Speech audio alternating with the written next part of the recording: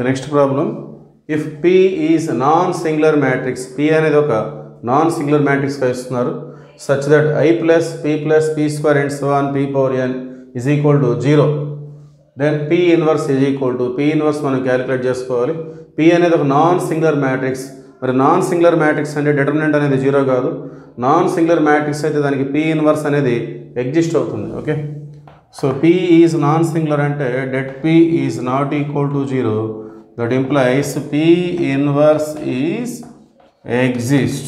Okay, so given condition తీసుకుందాం, I plus P square and so on P power n is equal to 0. Let us say this is equation number 1.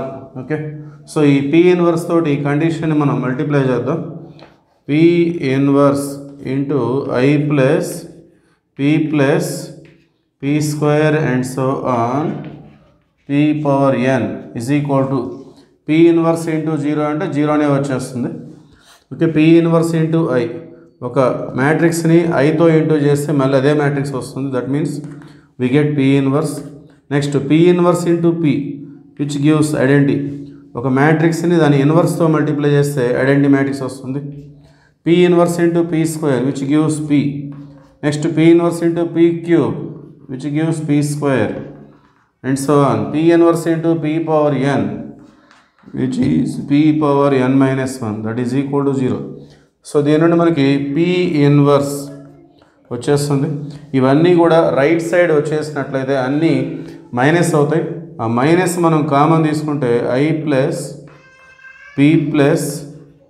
P square and so on P power n minus 1. ఇది P power -1 P inverse value. Okay, so ఇక్కడ మనకి ఇది అలానే కనిపిస్తుంది, కానీ ఇది I కాదు 1గా ఇచ్చారు.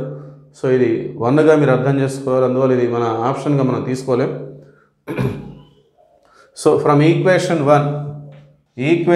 1 దగ్గర నుండి మనం P పవర్ n కనుక మనం క్యాలిక్యులేట్ చేసినట్లయితే P power n is equal to, so ఇవన్నీ కూడా రైట్ సైడ్ వచ్చేస్తే అన్నీ మైనస్ అయిపోతాయి. సో ఆ మైనస్ కూడా మనం కామన్ తీసినట్లయితే I plus P square and so on. Last term వచ్చేసి P పవర్ n కంటే ముందు P power n minus 1. Okay, the last term is P power n minus 1. Okay, so ఇప్పుడు ఈ రెండు అబ్జర్వ్ చేస్తే P power -1 P power n. Okay, both are equal, minus of I plus P square and so on P power n minus 1.